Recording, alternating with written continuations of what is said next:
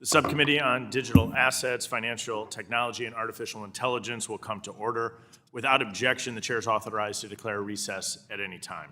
The hearing is titled American Innovation in the Future of Digital Assets, Aligning the U.S. Securities Law for the Digital Age. Without objection, all members will have 5 legislative days within which to submit additional material to the Chair for inclusion in the record. I'll now recognize myself for 4 minutes for an opening statement. Good morning and welcome to the first Digital Assets Market Structure hearing for this Congress. Last week, we successfully passed the STABLE Act out of this committee, marking a significant step forward in advancing the first half of President Trump's digital asset agenda. Today, we will resume our efforts on advancing the second half of the agenda, comprehensive digital asset market structure legislation. Recently, Chairman Hill and House Ag Committee Chairman G.T. Thompson outlined their vision for digital asset market structure legislation in an op-ed titled A Blueprint for Digital Assets in America. In that piece, the chairman emphasized the transformative potential of digital assets and the urgent need for a clear regulatory framework, one that fosters innovation, development, and market structure legislation. The chairman also outlined 6 core principles. The United States has been a global leader in financial innovation, balancing market growth with investor protection. However, as digital assets and blockchain technology gain prominence, the Biden-Harris administration's hostile approach drove the digital asset ecosystem to jurisdictions with already established frameworks. Now we have an opportunity to correct course and make the United States the epicenter of this ecosystem. Our goal today is to examine what aspects of the ecosystem are implicated by securities laws and analyze the challenges of applying these laws. Let me be clear, the House Financial Services Committee recognizes that digital assets have use cases beyond financial markets. At the same time, the committee feels strongly that there's a role for the U.S. Securities and Exchange Commission to play in the digital assets ecosystem. For example, the committee believes that issuers raising capital through the sale of new digital assets should fall under the jurisdiction of the Securities and Exchange Commission. Issuers should be required to disclose relevant information that helps users understand the unique characteristics of the digital asset networks they're investing in. Today, we'll explore how we can modernize our securities law to better accommodate the unique characteristics of digital assets. This includes examining classifications of digital assets, the adequacy of current disclosure requirements, and the applicability of various requirements for intermediaries. It's crucial for this committee to enact legislation that provides clear guidelines for issuers and market participants, facilitates capital formation, and maintains the integrity of both the digital asset ecosystem and the traditional finance system. Through this process, we must ensure that American innovators and entrepreneurs can thrive at home. We're fortunate to be joined today by a distinguished panel of esteemed experts in securities laws, digital assets, and financial technology. Their insights will be invaluable as we deliberate on these complex issues and consider how best to address technology and legislation. Thank you for your time and for being with us today, and I look forward to your testimony. The chair now recognizes the ranking member of the subcommittee, Mr. Lynch, for 4 minutes for an opening statement. Good morning. Thank you, Mr. Chairman. I want to thank you, and I want to thank our witnesses for their willingness to help the committee with its work. On the heels of last week's markup hearing, which considered stablecoin legislation, the committee is now quick to move on to fulfilling the crypto industry's next request, addressing the crypto market structure. This hearing includes aligning the U.S. securities laws for the digital age. In its title, I interpret this to mean lowering regulatory standards and removing securities laws that protect consumers and investors, which are viewed as obstacles to the crypto industry. The U.S. has had a long, outstanding history of robust securities laws designed to protect investors, encourage competition, and ensure financial stability. At a time when our country faces high inflation and President Trump's reckless tariffs send our markets into a tailspin, this committee should be working to preserve market integrity, not grant an industry wish list. Just this week, crypto prices dropped in line with the stock market dips following tariff announcements. Bitcoin's price plummeted to under $77,000, down more than 10% from its high last week. If these speculative products resemble in their activity traditional security products, they should be treated the same way. For the last several years, the crypto industry has launched a campaign against the SEC, claiming it's been unfairly targeted and that it is unable to comply with securities laws. Rather than adjust their practices or acknowledge that their products do come under the jurisdiction of existing securities laws, the industry has fought to elect and appoint crypto-friendly policymakers. As we speak, crypto firms are fighting amongst themselves to craft legislation that favors their business models and ensures they can maximize their profits. It is also notable that under the Trump administration, the SEC has dropped almost every lawsuit against some of the worst offenders in the crypto industry. This includes Crypto.com, Ripple, Kraken, Gemini, Binance, Coinbase, Robinhood, and Uniswap. I assume that under the nominated chair, Paul Atkins, who has advised several crypto firms, the SEC will continue in this direction. These are companies that have a proven history of irresponsible, illegal, and predatory practices. Yesterday, the U.S. Justice Department announced it is disbanding the National Cryptocurrency Enforcement Team, which had been charged with combating fraud and illicit finance. This is deeply concerning. Cryptocurrencies have been in existence for 17 years, but still lack any meaningful use cases. Crypto assets are only needed to trade crypto. They are speculative products similar to securities that can make a handful of investors and firms handsome returns. These products also come with a myriad of risks, including investor loss, lack of adequate disclosures, volatility, and more. Regulatory investors saving for retirement or pension funds that serve retired teachers, firefighters, and nurses should not be exposed to these risky products. While promises of faster payment and greater financial inclusion have remained unfulfilled, the only proven use cases have been for money laundering, terrorist financing, and illicit finance. I remind my colleagues that the crypto winter following the collapse of FTX, BlockFi, and several others was not too long ago. Despite multiple incidents in which crypto firms have failed, my Republican colleagues seem determined to pass legislation that would essentially legalize crypto crime and allow President Trump to add to the $350 million he has already made off his own meme coin. We cannot continue to ignore the clear conflicts of interest between the President's personal crypto ventures and his support of industry-friendly legislation. This committee has a long history of advancing policies that protect consumers, investors, and our financial stability. We should not undermine those practices by allowing the crypto industry to write its own rules. Thank you, Mr. Chairman, and I yield back. The gentleman yields back. The chair now recognizes the chair of the full committee, Mr. Hill, for 1 minute. Thank you, Chairman Stile. Appreciate the opportunity to have our good panel before us today. Last week, the committee took an important step in delivering real legislative certainty for payment stablecoins by advancing Chairman Stile's Stable Act. It's incumbent upon us to build on that momentum and continue working towards a comprehensive regulatory framework that establishes clear rules of the road for digital asset markets. I want to acknowledge this committee's strong bipartisan efforts to bring clarity and stability to the digital asset ecosystem. In the 118th Congress, we made significant progress with the passage of FIT 21, which aimed to establish clear, fit-for-purpose federal standards for digital assets. Since then, the committee has engaged with a wide range of stakeholders, from government agencies to leaders in the ecosystem, to identify ways market structure legislation can be further refined and strengthened. We're actively working to release a legislative discussion draft that reflects that feedback from members and market participants. I look forward to hearing from our witnesses today and working with my colleagues to get this across the finish line this year. Thank you, Chairman Stile. I yield back. Thank you, Chairman Hill. Today, we welcome the testimony of Rodrigo Seira, Special Counsel at Cooley, where he serves as outside counsel to digital asset-focused startup and investment funds. Ms. Tiffany Smith is a partner at WilmerHale, where she is a member of the Securities and Finance Service Department and co-chair of the firm's blockchain and cryptocurrency working group. Mr. Jake Werrett is the legal officer at Polygon Labs, a software development company building blockchain infrastructure, and Ms.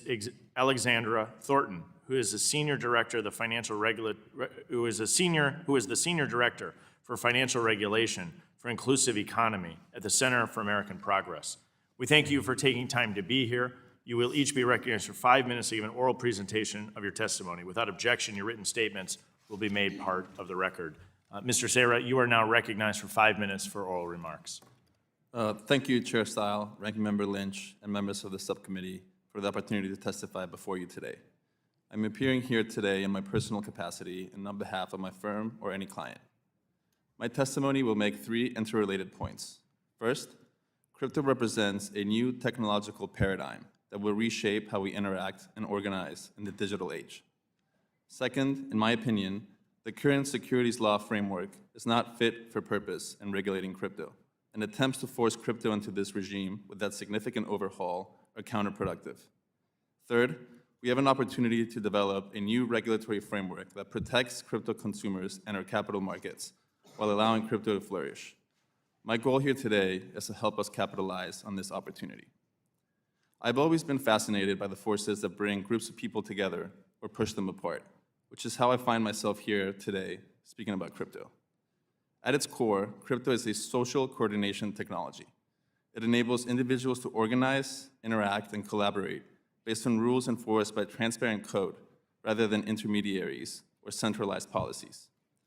While many of crypto's early use cases have been financial, crypto is a general-purpose technology with countless applications.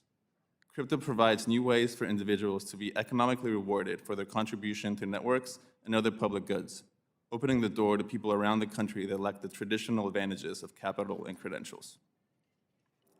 Regulation, technological development, and the flows of financial capital are tightly intertwined and interact in a recurring pattern throughout history. As new technological paradigms such as crypto emerge, they operate in the fringes of the old regulatory regime, where they attract capital, which can lead to speculative frenzies.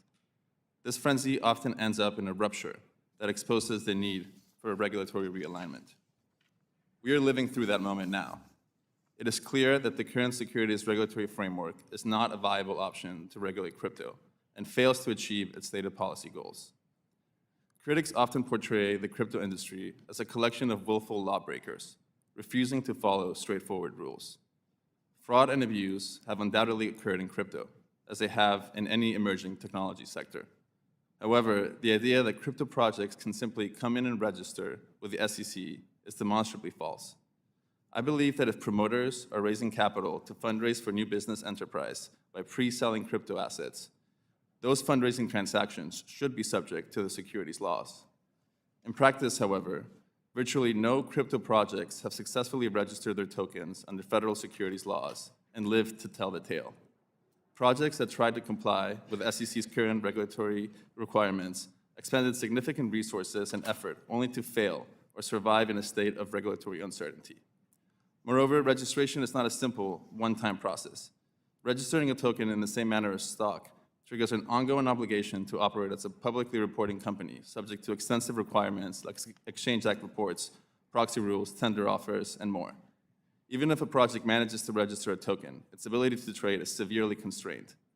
Tokens that are registered as securities can only be traded on national securities exchanges, through ATSs or broker-dealers over the counter, all of which impose significant additional regulatory burdens on intermediaries and are fundamentally incompatible with the disintermediated trading models that crypto enables.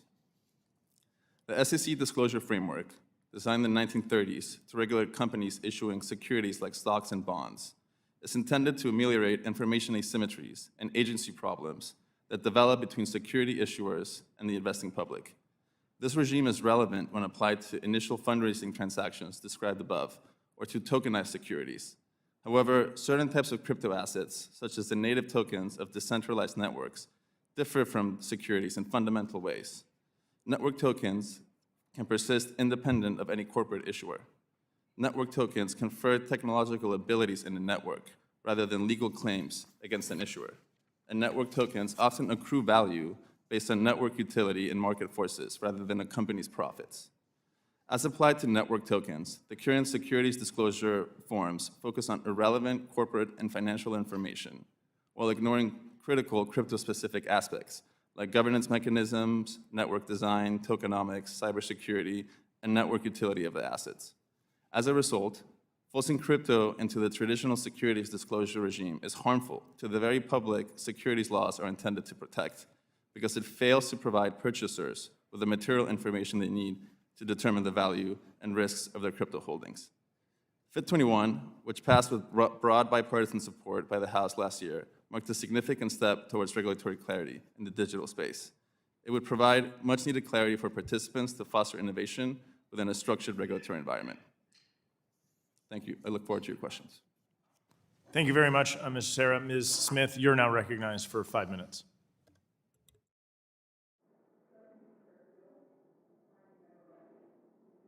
The microphones may still not be on there, Ms. Smith.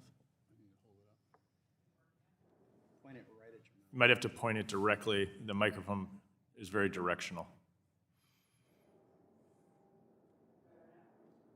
No. Is the red light on? There's a little red light.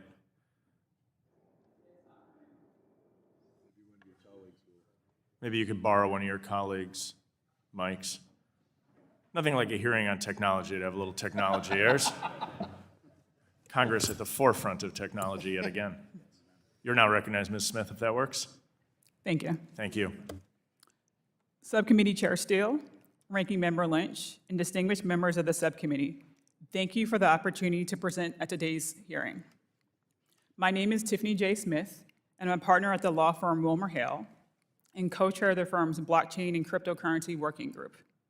The views I share today are my own and do not represent those of my colleagues, my law firm, or our clients. I'd like to start by commending the subcommittee for the important and necessary work it is doing to provide regulatory clarity to the digital assets industry in the U.S. markets.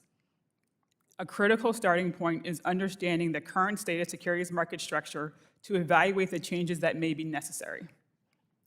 While the SEC has taken steps within its jurisdiction to provide regulatory clarity, I believe that congressional action is also necessary to have true regulatory clarity for the digital assets industry. I'd like to briefly highlight 3 topics, which I cover in more detail in my written testimony. First, federal securities law compliance challenges for digital assets. Second, SEC-specific digital asset guidance. And third, why congressional action is necessary. First, the decentralized nature of certain digital assets presents unique challenges to federal securities law compliance. Broadly speaking, the federal securities laws, including the Securities Act of 1933 and the Securities Exchange Act of 1934, are, in their current form, challenging to apply to digital assets and digital asset market participants. At the same time, a diverse set of market participants in the United States, including crypto-native and traditional financial services firms implementing emerging technologies, have significant interest in achieving regulatory clarity. Indeed, the lack of regulatory clarity has led to the expenditure of significant resources to determine how to comply, or in other cases, defending enforcement actions. Some entities have decided to discontinue product offerings, cease operations in the US, or for highly regulated financial services firms in particular, some have decided not to offer digital asset products altogether. With concrete action to provide clarity for the industry, Congress can help ensure that this industry can flourish and thrive in the US, while ensuring market integrity and the protection of investors and consumers alike. Second, putting aside the guidance that was recently issued in 2025, the SEC has not issued specific guidance related to digital assets since 2020. I believe it is critical to provide concrete guidance to market participants in the near term. This guidance should do 2 things. First, help market participants identify the circumstances when a digital asset is offered and sold as a security, so market participants can understand when the federal securities laws apply. Second, when these laws do apply, provide guidance to market participants on how to comply with the federal securities laws, given the differences between digital assets and traditional securities.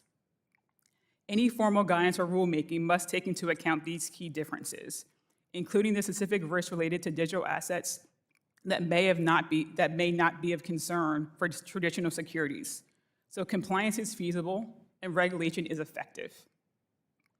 Third, notwithstanding the progress that the SEC's crypto task force is making, the SEC and other federal agencies have jurisdictional limits such that agency action alone is not sufficient to provide regulatory clarity for digital assets. A patchwork approach across agencies and states has created the regulatory uncertainty that currently exists. A comprehensive and clear regulatory framework for digital assets is needed, something that these agencies cannot undertake. This Congress has the opportunity to help steer the path for digital assets for years to come and help ensure responsible development of digital assets in the digital asset marketplace. Thank you for your leadership on these important issues, and I look forward to our discussion. Thank you very much, Ms. Smith. Mr. Werrett, you're now recognized for 5 minutes.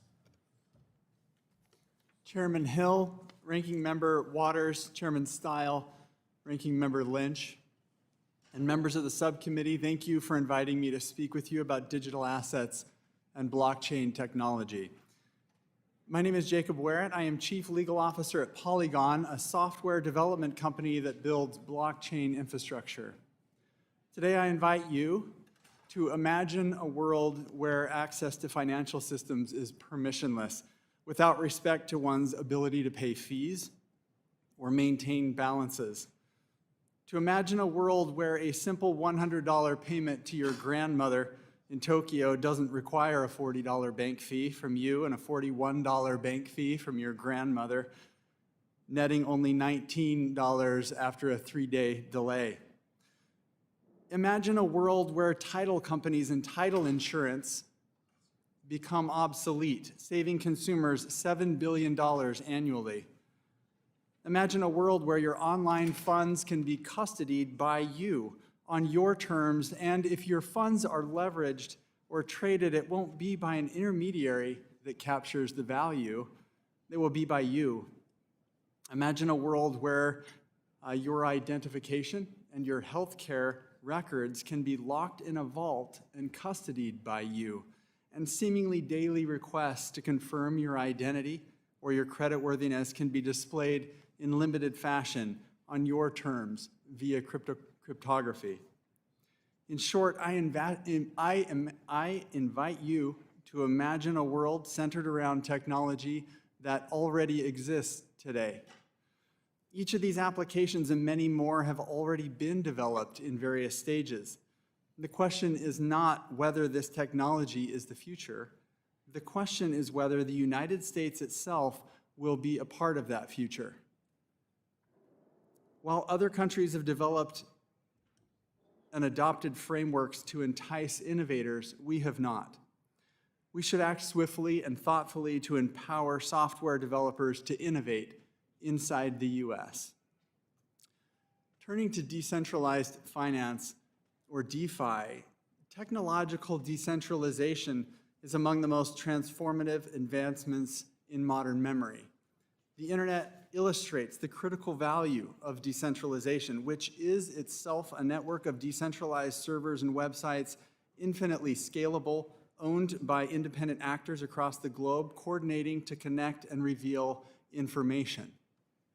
Blockchains are likewise networks of decentralized validators, owned and controlled by independent actors across the globe, coordinating to connect and validate transactions.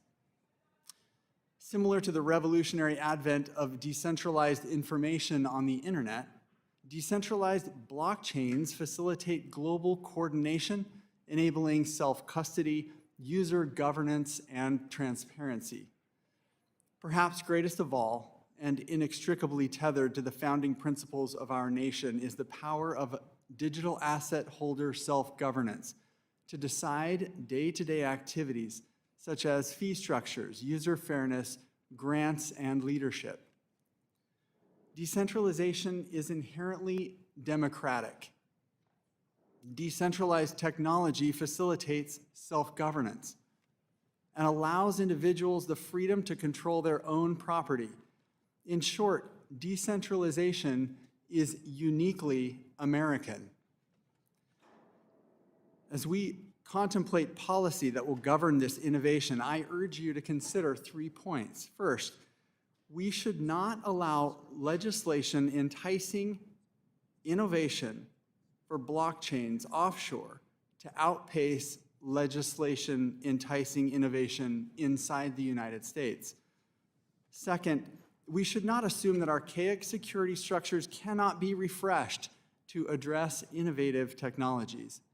And third, we should not allow stablecoins pegged to foreign assets or foreign currencies to outperform stablecoins pegged to the United States dollar. Decentralized blockchain technology is built for the people, by the people, and of the people. We look forward to working with you in collaboration and with the members of this committee to achieve these common goals. Thank you. Thank you very much, Mr. Werrett. Ms. Thornton, you're now recognized for 5 Thank minutes. you. Thank you, Chairman Stile, Ranking Member Lynch, and members of the subcommittee. Thank you for the opportunity to comment on digital assets and the U.S. securities laws. Congress seems determined to pass legislation creating a light regulatory regime for stablecoins and now other digital assets, the topic today. Significant risks are at stake. First, the digital asset markets haven't functioned well so far, with massive asset value swings, billion-dollar losses to investors from hacks that are ongoing, and billions more from frauds. At the same time, these markets have fueled incredible profit margins for trading firms and compensation for their executives. These are not simply the growing pains of a nascent industry, but rather result from the absence of long-standing market protections. Congress and regulators have been down this path before. The Commodity Futures Modernization Act of 2000 exempted swaps from its regulatory regime for the over-the-counter derivatives market, where financial contracts are traded directly between two parties without a centralized exchange. Those markets remained opaque, expanded by trillions of dollars, and ultimately contributed to the great financial crisis, which devastated the U.S. financial system and the economy. Lack of transparency and lack of regulatory oversight resulted in an inefficient market in which end users were prevented from making informed trades and dealers could increase their profits. What the crypto industry now seeks is eerily similar, and if enacted, could cause serious harm not just to crypto investors, but also to the U.S. financial system. Second, President Donald Trump and his Department of Government Efficiency have been crippling the regulators that protect investors and borrowers from scams and manipulation, and that ensure the stability of the U.S. financial system, including the SEC and the CFPB. These actions raise enormous risks and uncertainties that cry out for a cautious approach to any new regulatory regime for an industry plagued by scams, theft, and hacks. With this in mind, I've outlined in my written testimony some hallmarks of healthy capital markets, and I strongly urge the committee to ensure that any new rules for crypto look a lot like the existing rules for U.S. capital markets. I'll highlight a few. First, regulation of asset creators should match the asset's tradable life. The securities laws and the Commodity Exchange Act don't regulate definition of an asset, but generally regulate the offering and trading of securities and commodities and related disclosures, meaning reporting. The initial disclosure of a physical commodity, say a metric ton of aluminum at the time a derivative is created on it, should remain accurate for the entirety of its tradable life. The aluminum holder doesn't vote to suddenly transform the aluminum into nickel, for example. So the disclosure regime for a physical commodity is tailored to when it is most useful to the investor at the time of the offering. For securities, the characteristics and risks of the asset change significantly over the security's tradable lifespan as companies grow, contract, develop new businesses, merge, and have spin-offs. The securities tied to them may change fundamentally. That's why the securities laws require public issuers of securities to make initial disclosures and ongoing disclosures throughout the tradable lifetimes of their securities. Second, capital market intermediaries perform different functions, and each function must be effectively regulated. These players include broker-dealers, investment advisors, exchanges, and many more. Each has different incentives and responsibilities, and each is in natural conflict with the next. Nearly all of these functions exist in the trading of digital assets, but top industry players have often merged functions together. They may remove some potential burdens and costs, but it also eliminates the long-standing checks and balances and profit motives and offsetting conflicts of interest that promote fair competition and protect investors and market integrity.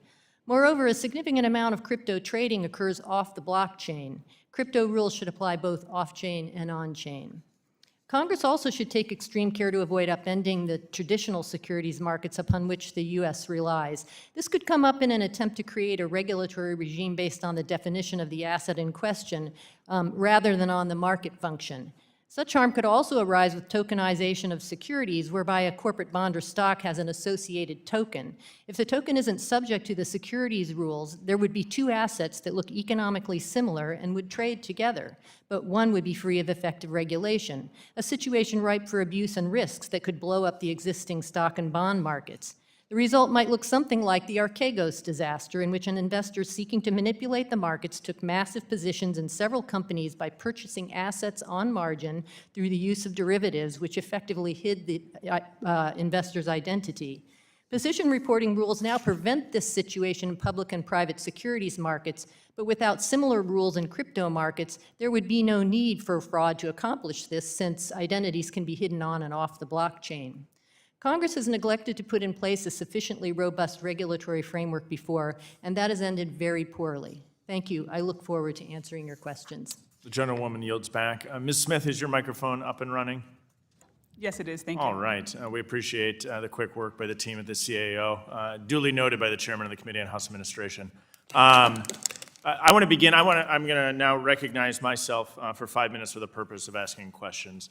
I want to stage set because I think it's really important that we're talking about why we're crafting legislation for digital assets market structure a little bit in the first place. I want to start with you, Mr. Seira, if I can. Who's involved? I'm going to walk this through in 3 stages. So who's involved in that early phase to get projects off the ground? Are there founders, engineers, lawyers, investors, community leads? Is that kind of the broad structure of who's involved? Thank you for the question. When I usually get the first call or email, it's from a couple of developers that have a new idea to develop a new protocol. And the first decision that we go through is where are we going to form a legal entity? What structure is it? Is it in the US or elsewhere? The second question is usually how are we going to finance this, right? There are 2 basic approaches. Most projects will raise funds from venture capital funds. Other projects try to do a more grassroots fundraising where they try to distribute tokens. However, the current regulatory regime makes getting those tokens into a distributed token holder base close to impossible. Okay, so then let's say you navigate through that. I'm going to let that hang for a second, and now let's shift into the issuance phase. Talk to me about how this is different than traditional securities. Kind of think about, let's maybe start with centralized intermediaries. Digital asset space, how does that play out? So I think in the context of securities, it's usually thought of as a fundraising transaction, right? It's like some promoter wants to do a business, and then they raise capital from the public to go and do that business. In the context of crypto, the token issuances are largely permissionless and are usually intended, instead of for capital raising, to distribute the governance and the token holders to the token holder base. In how is the recording different between securities and digital assets?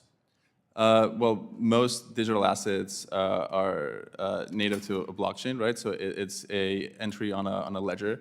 Most securities today are, digital securities and custodied by big custodians like DTCC and reflected in brokerage accounts. And then talk to me about how long the process can take in traditional securities and in digital assets. Well, in traditional securities, it really depends on whether you're doing a registered offering or an exempt offering. A registered offering, which is commonly known as an IPO, is a close to a years-long process where an issuer would pay a firm like mine or Mrs. Smith's hundreds of thousands of dollars, maybe millions of dollars, and then fill out a form that refers to a bunch of other forms and includes voluminous disclosure, and then get that approved by the SEC. If you're doing an exempt offering, you can do that much quicker, usually a matter of a couple of weeks. In the context of crypto, that can be almost instantaneous and permissionless. And so let's build on that then. Let's go to the next phase, if I can. I'll go to you, Ms. Smith. When we think about the secondary market, TradeFi relying on dealers and brokers, digital assets relying on what, Ms. Smith? So digital assets rely on either centralized platforms or decentralized protocols. In how is the timing different between traditional securities and digital assets for those settlements to occur? So as far as settlements go, most securities transactions settle on T+1 to the next day. Digital asset transactions typically settle immediately. And what are the trading hours between digital assets and traditional securities? Traditional securities trade, the markets are open from 9 to 5 in the US. Digital assets trade 24/7 globally.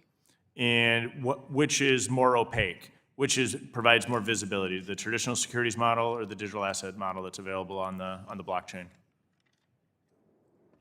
Arguably, the digital assets model, which is available via the blockchain, as you stated in your question, would be more visible because you can view everything that's happening on the blockchain. So I want to use this kind of as a stage setting. So what we're seeing is significant difference between traditional securities and digital assets, which builds on this need for a framework to be put in place from a legislative side. So let me come to you, Mr. Werrett, because you have a lot of experience in looking at some of these non-financial projects on the Polygon network. Briefly, can you just explain your thoughts on why a one-size-fits-all approach may not work? Your microphone may not be on. Yeah, so many projects provide, for example, the ability to register and log the titles for real estate, abdicating or making it unnecessary to have title companies review title and make sure transfer is correct, or healthcare records or your own identification can all transfer on the blockchain. Thank you very much. I think all of your testimony shows the need for market structure legislation from Congress. I now will yield to the gentleman, Mr. Lynch, the ranking member, for 5 minutes. Thank you, Mr. Chairman. 2 days before his inauguration, President Donald Trump launched his Trump meme coin. A Financial Times analysis estimated that Trump's meme coin earned $350 million from sales and fees in the 3 weeks after it was launched.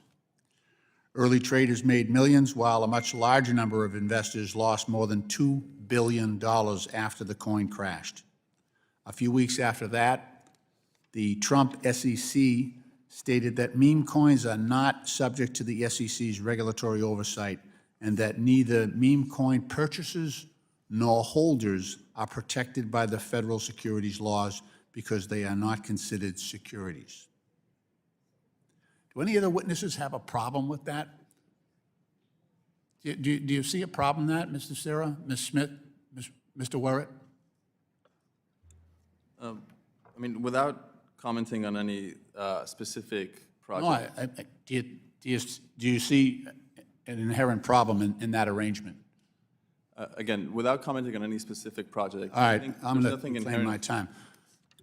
Ms. Thornton, additionally, in March, the SEC also announced that crypto mining does not fall under securities laws and therefore will not be regulated by the SEC. Just a few days after that, members of the Trump family launched a Bitcoin mining firm. These are clear examples of conflicts of interest, and President Trump leveraging the Office of the President for Financial Gain by launching crypto ventures outside of the oversight of critical agencies.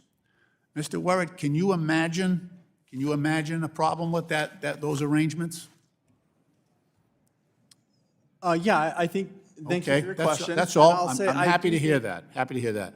Ms. Thornton, could you discuss how you believe policymakers should respond to this rejection of conflict of interest standards, especially at the White House? Well, I'm not an expert on the president, his personal involvement or anything like that, so I can't comment on that. But I can say that there have been a number of things that the Trump administration has done that have favored crypto, and they include many that you mentioned, but also letting go of many enforcement staff, dropping many cases against crypto. The DOJ just announced that it was planning on dropping some crypto cases just this morning. You know, these ideas of a crypto reserve or incorporating cryptocurrency and blockchain into routine spending and accounting practices at agencies. All of these things are very concerning because they will introduce an enormous amount of risk into the federal government and, of course, the U.S. financial system. Thank you. Ms. Smith, the president issued an executive order against your firm because you had done some work in the past that they were unhappy with. I know your firm has sued the Trump administration for their executive order doing that. Did you feel any pressure in terms of being asked by my Republican colleagues to come here and testify on behalf of the majority with the fact that the President of the United States issued an executive order that you had to defend against in order to carry your mission out as a law firm? and a very good law firm, if that if that matters? Thank you for the question. I'm here to testify about digital assets in my personal capacity. So you have no comment in terms of the presidential executive order against your firm?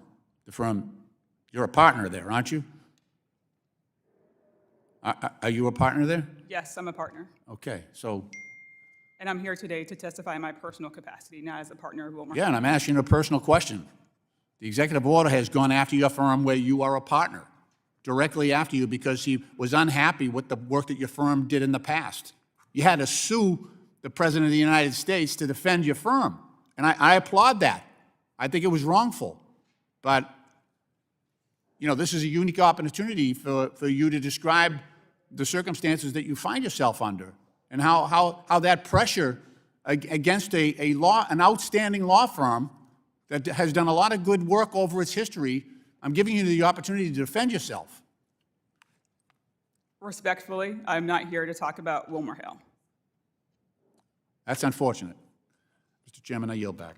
Gentleman yields back. The gentleman from Arkansas, the chairman of the full committee, Mr. Hill, is recognized for 5 minutes for questions. Thank you, Chairman. Appreciate that. I want to say to my friend from Massachusetts that if we want to make sure that both stable coins and digital assets are well regulated, well overseen, subject to the full force of both state and federal law enforcement and supervision, that we need to come together and pass our stablecoin legislation as well as the revised version of a market structure bill that we're setting out on today with this good hearing. Appreciate both Mr. Lynch and Mr. Stiles' work. And I would also say, as it relates to meme coins, this is not some breaking news thing. The decision to say that meme coins, which don't have any utility and are just deemed collectibles by some, was Gary Gensler. And the Gary Gensler SEC approved that meme coins were not securities at the same time that Gary Gensler and the former SEC were not overseeing in any way, shape, or form how to protect Americans from FTX's offshore mischief. So the key thing about this is that we're trying to get this right on a bipartisan basis, bicameral basis here on the Hill, to have both a dollar-backed stablecoin legislation and a market structure legislation. I thank both my ranking member and chair for their work on this. One thing that we're exploring today is the SEC's terminology around digital assets that's been so inconsistent, particularly under Chairman Gensler. Just to illustrate the point, the SEC has used the word crypto tokens, crypto security tokens, crypto asset securities, digital asset securities, and digital asset securities that are investment contracts. This past February, SEC Commissioner Peirce outlined a potential taxonomy to clear up some of this confusion for the past 4 years. Her ideas were broken into 4 buckets. First, crypto assets that are just securities because they have the intrinsic characteristics of a security. Secondly, crypto assets that are offered and sold as part of an investment contract, even though the crypto asset itself isn't a security.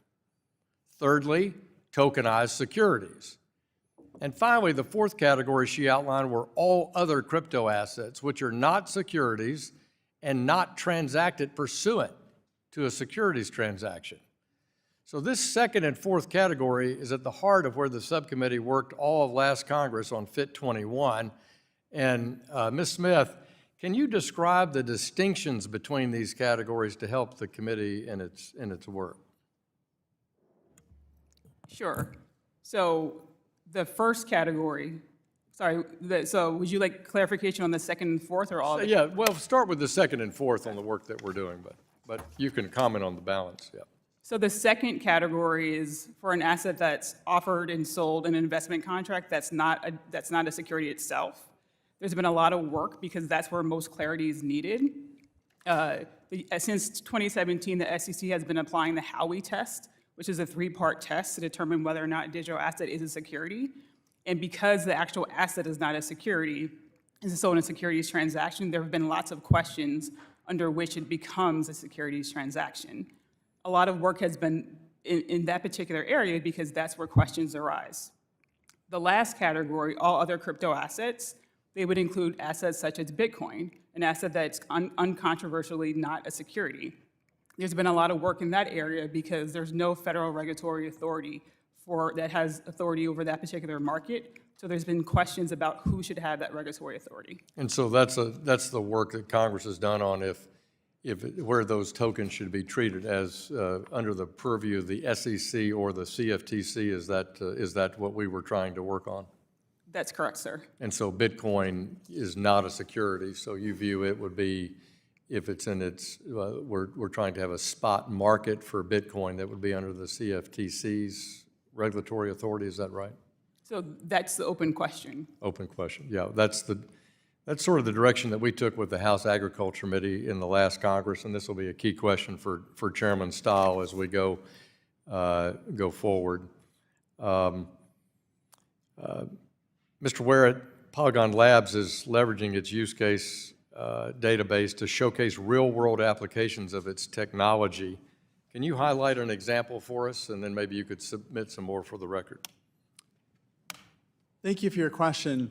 So one example would be a Bravado ID, which provides an opportunity for a person to work with the issuer of identification or an organization that certifies information such as maybe like a graduate school. That organization uses an API link to essentially like transact for that person's wallet through zero-knowledge proofs and show essentially and verify that that thing exists. My age is X, my birthday is Give us some Y. examples so that we can show the utility in the use of blockchain, and I yield back to the chairman. The gentleman yields back. The gentlewoman from California, Ms. Waters, the ranking member of the full committee, is recognized for 5 minutes for questions. Oh, thank you very much. Well, before I get started, I'd like to thank Representative Ms. Smith for being here representing WilmerHale, a law firm. I'd like to send a message to your law firm that I appreciate fighting back against Trump, who's attempting to strip the law firm from their security clearances. Many of our law firms are weak and spineless, and they are succumbing to his threats, and they're cutting deals that are not in the best interest of this country or these people or the people. So I thank you for being here. Let me just start by saying I must highlight over 2 days Americans lost $6.6 trillion due to Trump's failed tariff policies. But as Americans wonder how they will afford retirement or afford groceries, Trump is sitting pretty. In 1 year, he has doubled his wealth through various crypto schemes and is using the power of the president to make himself richer. Ladies and gentlemen, members of this committee, you know that Mr. McHenry and I worked in a bipartisan way to try to come to some consensus about the guardrails that were needed to protect our investors as it relates to crypto. But this committee is helping Trump. Last week, this committee voted to take Trump, make him the king of crypto by passing legislation that lets him corner the market on stablecoins, kick George Washington off the dollar, and make his own stablecoin U.S. legal tender instead of stopping this grift. You enable it, Mr. Chairman. We need to stop Trump before he takes any steps further on crypto legislation. In just 1 year, Ms. Thornton, I'd like to direct this toward you. President Trump has doubled his wealth from $2.3 billion to $5.1 billion. His fraudulent meme coin lost investors $2 billion, while he and his family pocketed at least $350 million. His complex well of companies and revenue, including the Trump meme coin, his decentralized finance platform, World Liberty Financial, pending stablecoin, and Bitcoin mining venture, have all massively contributed to his wealth.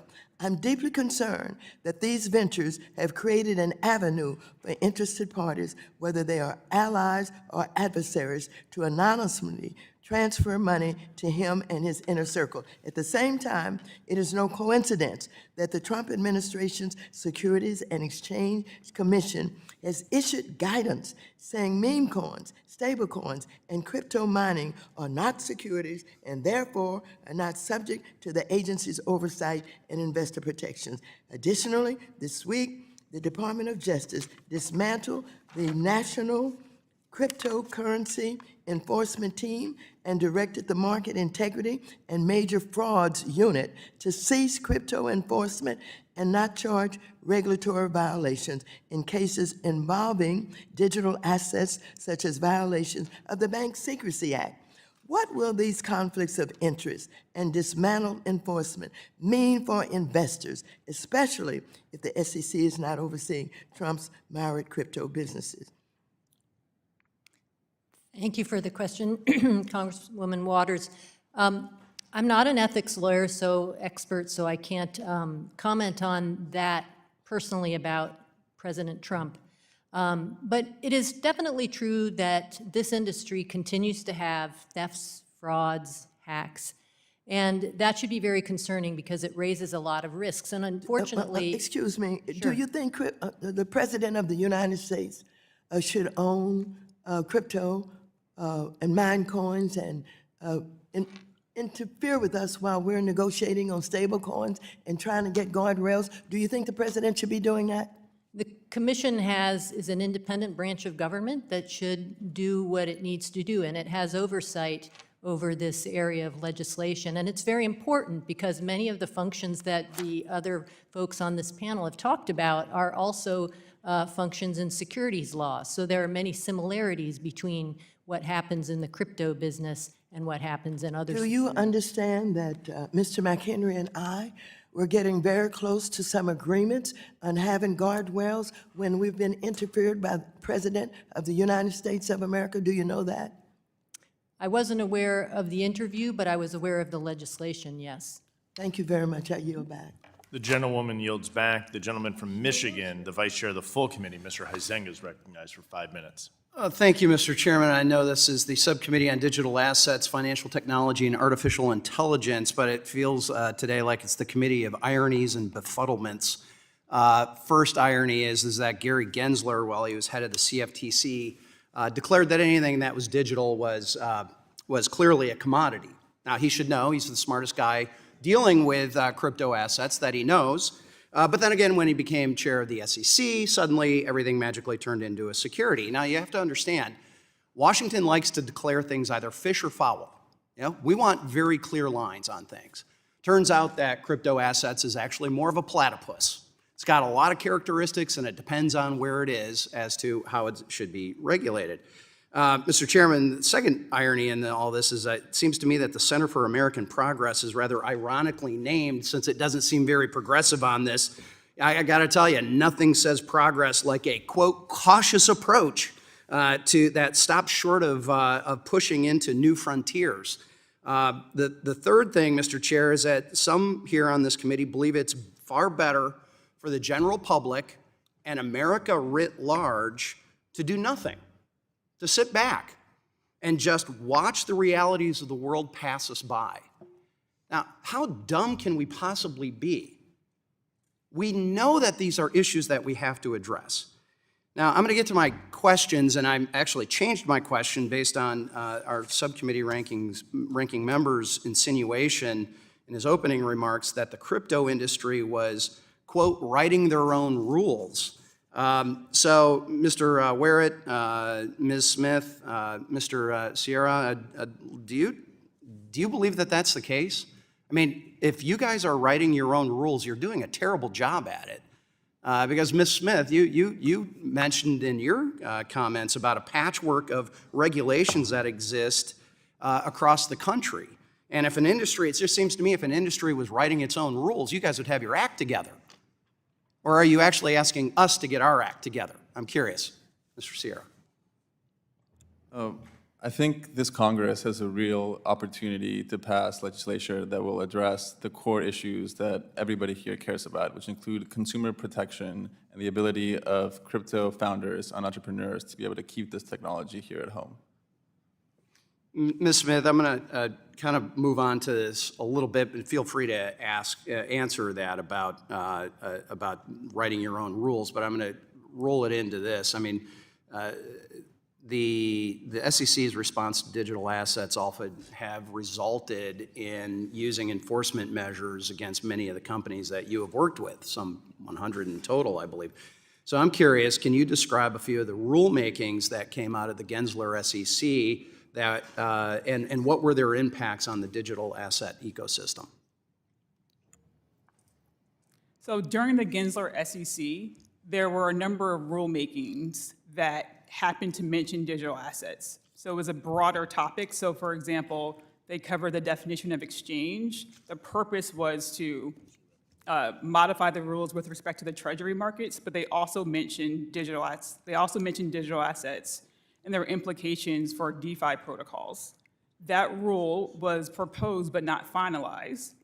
But had it been finalized, commenters to that rule mentioned that it would have resulted in them going offshore because DeFi protocols, as the name suggests, do not have a central intermediary that can comply with compliance requirements. So sticking with you, last week during our debate on stablecoins, I said that Congress and regulators should recognize the unique nature of these innovations and establish a regulatory framework that targets the activity and not the technology. Can you describe the importance of Congress using rules for the custody of crypto assets in legislation that it moves? Thank you for the question. So with respect to custody, the rules anticipate that there's physical custody, meaning there's a paper asset. That is obviously not the case for digital assets. And so the rules need to incorporate how you can have good custody, meaning possession or control of an asset that only exists in digital form. Thank you. And Mr. Werrett, I have my last 30 seconds here. You noted in your testimony that your company develops software for blockchain infrastructure and aggregated networks. Does the importance of the underlying technology, which you described in your testimony, get lost in this kind of debate? The technology is important. Self-custody is crucial to decentralized blockchains, decentralized protocols. It's the entirety of it. And it would be great if this committee could protect that right to own property and to control one's own property on-chain. I yield back. Gentleman yields back. The gentleman from California, Mr. Sherman, the ranking member of the Subcommittee on Capital Markets, is recognized for 5 minutes. Yes, I'll point out normally a hearing on capital markets would be in that Capital Markets Subcommittee. I'll also point out that meme coins were determined by the SEC not to be securities only after Gary Gensler left, and that decision was made under the Trump administration. But I'll agree with a lot of the crypto folks here who have said it's kind of silly that we're determining how to regulate crypto based on a 1940s case involving orange groves interpreting a law written in the 1930s. We ought to have, if we could write it, a good crypto regulation law designed for this century. The problem is that all the money and power in this town is on one side. There is no lobby for effective enforcement of our tax laws or enforcing our sanctions laws or dealing with drug dealing. And so I fear that while determining what our policy should be by having brilliant lawyers look at magnifying glasses and footnotes from the 1940s, looking at a case and determining on that basis how to regulate crypto is an absolutely absurd thing for a society to do. Passing a bad law would be even worse. Mr. Huizinga says that your industry wouldn't like a patchwork. Many industries would like a patchwork because then they pick which patch they want to be in. And if we had a system where any crypto entity could go to Wyoming, and then Wyoming would say, well, we're going to leave this at the county. And so you just find one county somewhere in Wyoming that will give you everything you want, and you give them some jobs and some economic activity that's significant to that county. But I want to focus, I also want to say that there is really a battle inside crypto that hasn't quite broken out yet between the old coins and the new coins. And most of our testimony here is in favor of making it easier to create new coins. I think that what will be the undoing of crypto is more crypto. And I'm on the side of the new coins versus the old coins, although we really should have people investing in businesses that employ people and build things in the United States. But we've got some brilliant lawyers here, and I want to focus on a really easy legal questions. Since I stopped practicing law last century, Mr. Seira, and I realize you're not representing your firm here, but you are a lawyer, and if a powerful politician in this state or that state came to your firm and said, we're going to prevent your firm from practicing law in our state unless you give me $1 million, would that be legal? Thank you for the question. Like I said in my opening, I'm here in my individual capacity, and I'm You're individually a lawyer, a pretty good one. Can you give me an answer? Thank you. I'd like to contribute to the conversation about how we need to come up with a new regulatory framework for keeping. I know, but you're here in Congress, and then this is my time, and I'm asking you a question, which is your obligation to answer. Can you answer? Yes, sir. So that would be illegal? I'm not an ethics expert, but that sounds coercive, yeah. Okay. And if instead of the $1 million going to the politician, the $1 million was going to some political organization the politician was aligned with, would that change the answer? I'm not clear on the question, I'm The sorry. question is, a powerful politician comes to your firm and says, we're going to make it impossible to practice in our state unless the firm gives $1 million to a political organization allied with that politician. So I can't comment on the legality of that. I'm not a lawyer, I'm This a is corporate lawyer. This is 1L stuff here. You choose not to. Ms. Smith, and I'll ask you both. You could be giving us testimony that was adverse to the interests of Donald Trump coin. And then your whole firm could find that it is disqualified to do anything, and you lose all your security clearances. How can you assure us that your testimony is not affected by the knowledge that you could have a $1 billion, that the issues we're discussing here could have a $1 billion effect on a president willing to disqualify firms that displease him? Ms. Smith. As I mentioned, I'm here today in my personal capacity. so Right, my- and so my we need to know testimony- that you're representing what you really believe and not fear of Trump. Can you do that? My testimony is in my personal capacity, so I'm representing my own views today. The gentleman's time has expired. The gentleman from Ohio, Mr. Davidson, the chair of the Subcommittee on National Security, Illicit Finance, and International Financial Institutions, is now recognized for 5 minutes. Thank you, Chairman. I thank our witnesses for coming here to talk about the digital asset space today, and I intend to devote my time to talking about digital assets, the subject of today's hearing. If we've learned anything from the last several Congresses, the next market structure bill must explicitly include a bright line test so that whether Gary Gensler's looking at it or Warren Davidson's looking at it or someone else is, they know this is intended to be a security or it's intended to be something other than a security. And the FIT 21 Act did do that, but I hope it does a little more than that, because some things we intend to tokenize securities, and we need to give a path for the SEC to do that and provide guidance for how to tokenize a security. Some things will be intended to be tokenized commodities, and we need to provide that guidance. And the last bill went a long ways to doing that. And frankly, the void that I hope we fill is yet another committee of jurisdiction here in Congress is Energy and Commerce, because some things are really FTC-regulated utility tokens, and they're really different things. So the idea that you can jam everything into either this or that, the reality is it's more segmented, just like the real-world assets are more segmented today. So hopefully we keep making progress on the bill. But I wanted to talk first about one of the most essential things to the entire industry, whether it's meant to be a means of payment, like our stablecoin bill, or these other tokens that are out there in the market, self-custody is incredibly important. So, I'd like to submit 3 documents for the record. One is the White House's executive order on digital assets. Without objection. The other is an amendment protecting self-custody I offered related to stablecoins.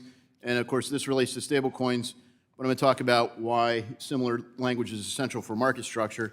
And the other is the underlying bill, which is the Keep Your Coins Act, which is broadly applicable. Without objection. All right, so those things, in essence, we must have ironclad protections for self-custody. We don't have to theorize that people want to wreck the industry. We're listening to colleagues here. They spend about 10 hours during the stablecoin bill trying to stop us from passing a stablecoin bill. The ranking member opened up basically with Elizabeth Warren's anti-crypto army rants about the sector. And we know that regulator after regulator, as recently as January, tried to make self-custody nearly illegal, like the CFPB's self-custody rule. So, Mr. Werrett, can you comment on the need for legislation to prevent federal regulators from issuing any rule or regulation that would impair an individual from maintaining custody? Yes, thank you for your question. Self-custody is at the core of decentralized finance. It's at the core of decentralized blockchains, and custodying one's assets is also a core principle of our Constitution, to control and own your property and to not be deprived of life, liberty, or property. Impairing, as you asked, someone's right to own and send, their own asset. Digital assets are, at their base form, are not commodities or securities. Both the commodities and securities laws have, frameworks that explain what it takes to make an asset into one of those other categories. But absent that, they are just property. They're just assets. And I would think that, lawmakers need to balance risks against benefits. Here, the benefit of owning and controlling one's property significantly, I would argue, outweighs, the risk of possible misuse, i.e. like... Thank you for that. I think that's really the tension. And of course, some of my colleagues, they want, just to keep us safe, the government to be the real custodian. That's the premise behind this central bank digital currency. And everything about transactions becomes permissioned. And kind of their check down position is, well, we'll use a third-party institution, and the future they promise is a account-based crypto. So that's the law. If we don't take action and we don't overtly protect self-custody, regulators in some future regulatory environment will infringe upon it. And that's where the word impair is so important versus restrict. If it just says they shall not restrict it, they can put every condition in the world on it, which effectively bans it. And that's what a lot of these folks seek. We have to win this fight. I yield back. Gentleman yields back. The gentlewoman from Texas, Ms. Garcia, is recognized for 5 minutes. Thank you, Mr. Chairman, and thank you to all the witnesses for being here today. On Monday, Deputy Attorney General Todd Blanche sent a memo to the Justice Department staff directing prosecutors to limit their pursuit of certain cryptocurrency crimes. Instead, prosecutors were told to narrow crypto investigations to focus on drug cartels and terrorist groups. The memo also disbanded the National Cryptocurrency Enforcement Team, which was established in 2022 to combat fraud and illicit finance in the new industry. The enforcement team has investigated and coordinated multiple cases, including a case against Binance and its founder, who pleaded guilty to violating money laundering laws. Deputy AG Blanche said the Justice Department isn't a digital assets regulator. Well, if they're not, then who is, and what does that leave? The Securities Exchange Commission, under the new administration, has already dropped more than a dozen cases against cryptocurrency firms. All these actions are taking place as the Trump crypto cartel continues to launch crypto ventures that are conveniently just outside of critical agencies' oversight. Ms. Thornton, as Trump continues to leverage the office of the president to further enrich himself and his billionaire buddies, what actions can Congress take to rein in these obvious conflicts of interest that even the average American can see? Well, I think that basically the Department of Justice and the SEC should do what's in their mission. And that involves, you know, prosecuting crimes that happen, and they should be, you know, broad in their view of what crimes happen based on the facts and circumstances. The SEC should not be making its enforcement team smaller as it's done. It should have even more people there, given the risks that we're imposing on the financial system now and are likely to if stablecoin and market structure crypto legislation passes. So I think it's very important for the SEC to be gearing up, not cutting back, and also the DOJ. Thank you. Ms. Thornton, do you agree? No, I'm sorry, Ms. It's so far I can't really read it. My eyesight's not that great. Ms. Smith? Yes, ma'am. I think, so today we're here talking about regulatory clarity, and I agree that if you have regulatory clarity, it's good for market participants, facilitates innovation, and protects investors. But what should we do about obvious potential of interest that, as I said, the average American can see? And I'm sure that you can, since we've both been through law school, we probably took ethics. Well, I know I did.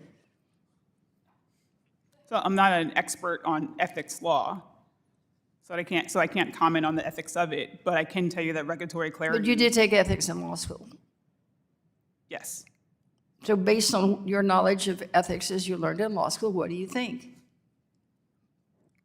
I think it's a complicated question that I don't know all the facts, so I would like to know them before I opine, but I can tell you if we had regulatory clarity, it would alleviate some of the ethical concerns that we have. All right. Well, thank you. Now, we've all heard about Trump's meme coin. I won't go through a lot of the details again, except for the fact that, you know, the coin earned $350 million, and the people who lost money lost a lot. So meme coins can decrease investor confidence and trust significantly. A significant crash like this would historically be investigated and again regulated by the SEC. However, a staff statement on February 27th clarified that meme coins purchasers are holders and not protected by federal securities laws. Again, Ms. Thornton, what is the ripple effect of this clarification, and what impact will it have on the larger enforcement and oversight of cryptocurrencies, especially oversight over meme coins? Well, I think that it would basically create a loophole. If you use a meme coin, you don't have to follow the laws, the securities rules, and if you don't, maybe you do. You know, so using a meme coin would then become a loophole. So that's what I imagine would happen from that. I forget the second part of your question. Well, just what does that do to confidence for further investments? Well, obviously, investors wouldn't have all the protections that the securities rules provide. It would be just sort of out here unregulated, and we've seen time and time and time again what happens through history. We've seen examples of what happens. And the people who lose are the people who buy the meme coins, who invest. They're the ones who tend to lose. The people who create them often, you know, profit or enrich greatly. Always about winners and losers. Yep. Thank you. I yield back. Gentlewoman's time has expired. Gentlewoman yields back. The gentleman from Tennessee, Mr. Rose, is recognized for 5 minutes. Thank you, Chairman Stile, and thank you, Ranking Member Lynch, for holding this hearing. As my time is limited, I'll dive right in. Thank you to the witnesses for being with us. Last year, I had the privilege of attending the Bitcoin conference in Nashville, Tennessee, my home state, and very near my district. President Trump there expressed his ambition to establish the United States as the, quote, crypto capital of the planet and Bitcoin superpower of the world, close quote. Ms. Smith, could you outline specific steps the Securities and Exchange Commission, and for that matter, Congress, should take to support this vision and foster a conducive environment for cryptocurrency growth and innovation? Thank you for the question. So first, Congress should clarify when the SEC has jurisdiction and who has jurisdiction when the SEC does not, meaning the spot commodities markets. Second, when the SEC, when it's clear about its jurisdiction, as it's already doing with the crypto task force, needs to clarify how the rules apply to digital asset securities because those assets have some fundamental differences from traditional securities. Thank you. Mr. Seira, I would like to ask you basically the same question. What specific steps should the SEC and Congress take to foster a conducive environment for cryptocurrency growth and innovation? I think it starts with a recognition that the status quo is not working for U.S. consumers or industry. And then in terms of legislation that needs to pass, I think market structure would be key. We have a regulatory gap, like Ms. Smith identified, in spot markets of digital commodities that is currently unregulated. So I think Congress needs to step in and clarify when exactly digital assets become digital commodities and who's going to regulate that spot market. And I assume you're familiar with the market structure legislation that this committee passed in the last Congress. If you were rating that on a 100% scale, how close did we get to having the right mix there, in your opinion?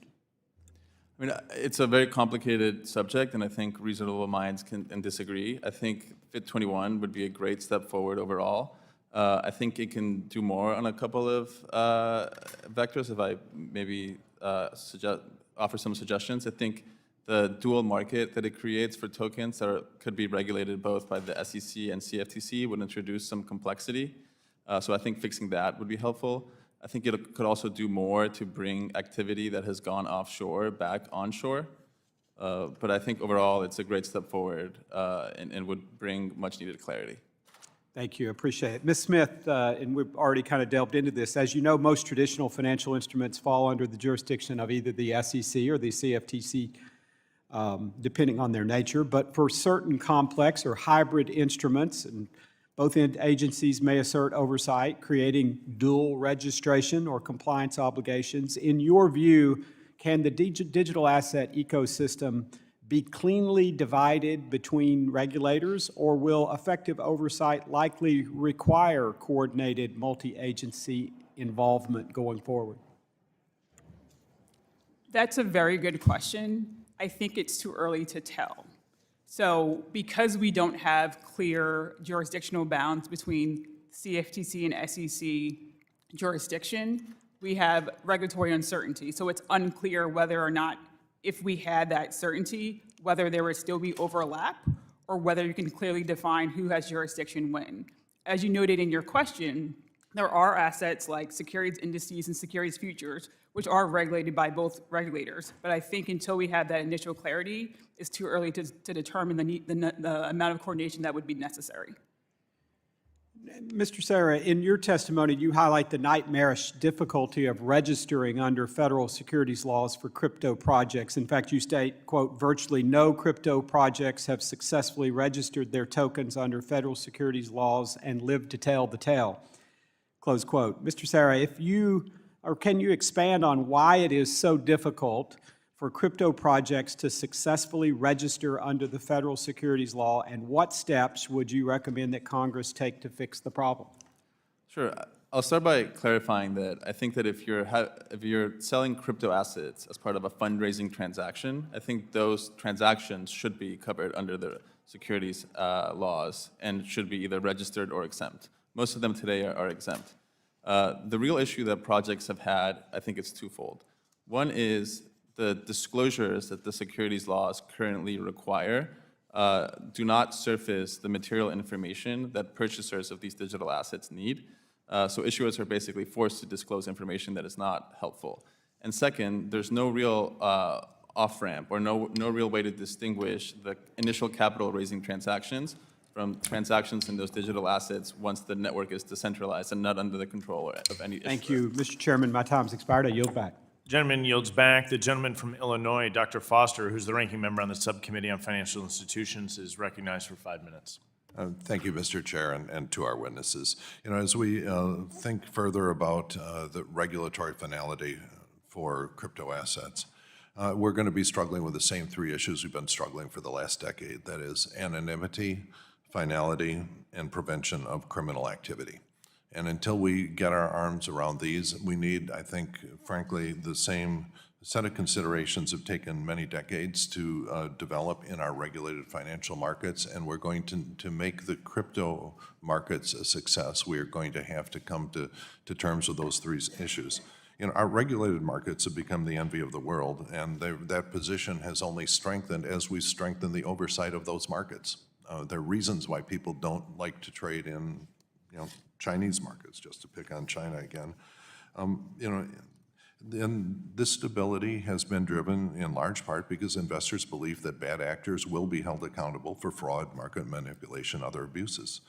This committee has struggled with how to create similar trust in digital assets, and I believe a vast majority of these issues come down to these three issues of anonymity, finality, and prevention of criminal assets. In 2024, the blockchain analytics firm Chainalysis identified nearly 74,000 tokens issued that were likely associated with pump and dump schemes, and estimated more than 51 billion in crypto was received by illicit addresses, including those associated with scammers, criminal organizations, sanctions evaders, and other bad actors.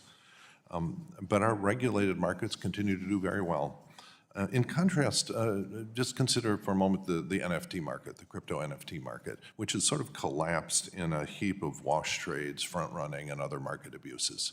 And so I wonder, I've been thinking of how we can actually rescue that. What are the things we're going to have to do to make the NFT markets, for example, how do we, in those markets, prevent front running and all the other ancient frauds?